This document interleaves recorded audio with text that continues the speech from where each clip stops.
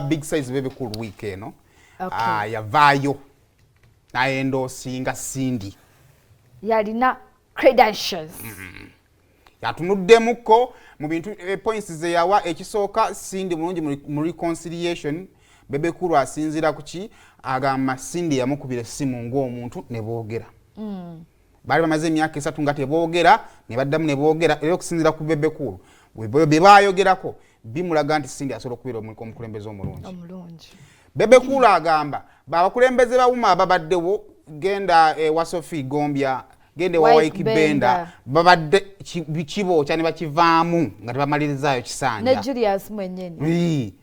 Bebe Cindy amazeeko ekisanja kye.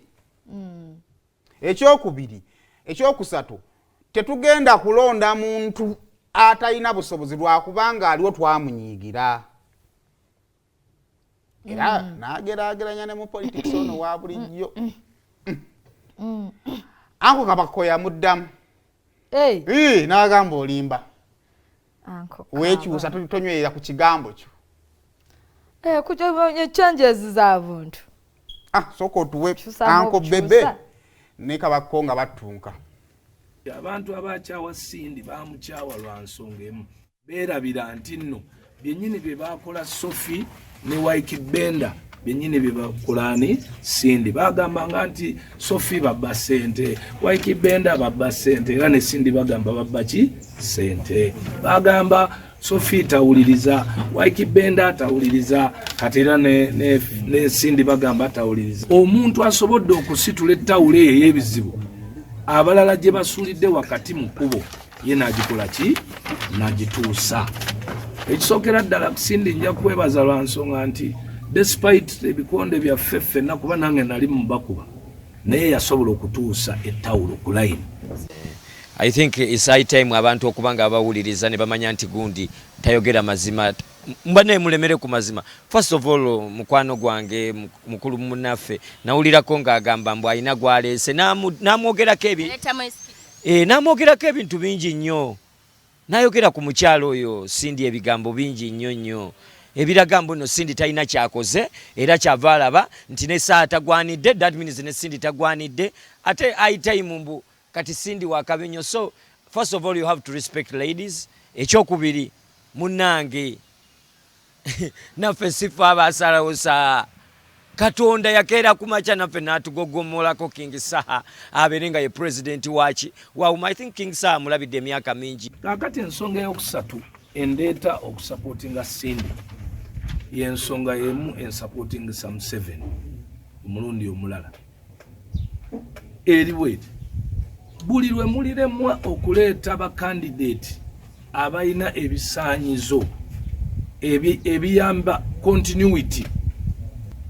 Oyagala okuwa ekifo omuntu oyo atalina kisaanyizo ate nga talina idea atandikire ku zero okuyiga ng'ayigira ku mmwe ebintu tamanyi bwe bitambula takoze ati, oba oyagala oyonjo ono ayina idea abitegedde bwe bitambula naye akoze ensobi 7 omuyonje. King Saha nsobola omwogererako emyaka 12 nga njogera ku bayita King Saha namulabira ku kyali amamita Shidi style naye mulabidde emyaka mingi nnyo nsobola omwogerako ebirungi bingi nnyo ng'ebirungi ebimu nali nkozeeko naye oluyimba manye how strength I am.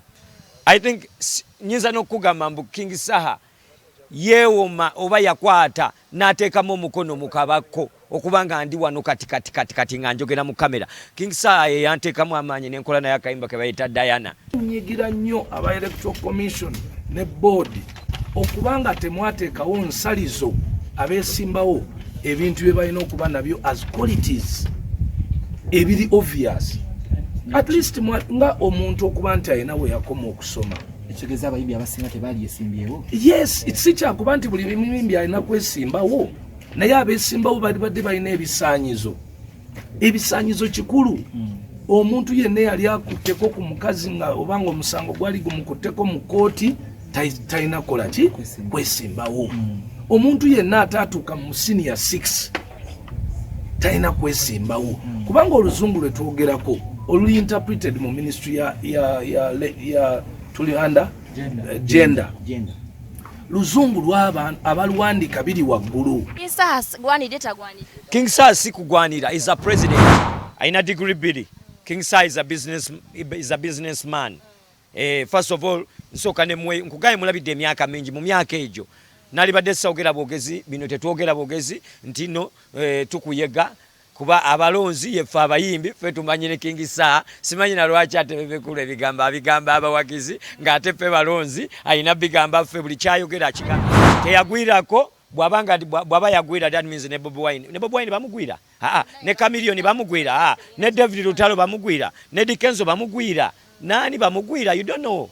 Singa Sindi Sanyu ye yasookayo ewa Bobby nsuubira nti Bobby yali muwadde ki signature naye Sindi si ye yasookayo so Bobby Wine okusekendinga munne nsuubira nti tekyava ku okusekendinga nsuubira tekyava ku politics nsuubira kyali kya buyimbi ne kyali wange oba bakyali ekibagatta wekiri ekyo kireke bakyali mu ngeri emuki oba endala bamukufe tumuyigiddeko bingi okuzimba tumuyigiddeko bingi okwekolerera tubiyigiddeko bingi nti n'omuto akuba engoma n'ozina tumuyigiddeko bingi. That's why right now I didn't even expect Bebe Cool to be talking to King Sir kuba I think nawuliranga nga bagamba mbo best 3 kati best 3 ngaga best 3 they don't talk about bano ba small boys amanyi pe batuita nze kabako mwendi mu list y'aba small boys ne why would you talk to King Sir? That means King Sir is a big brand, is a president, not to be, is a president of segedde oyina kyotategedde mtu mukubira essimu ani yennyini kabaka akunnyonnyena naye wayogeredde mu luzungu awo awange byebyo kale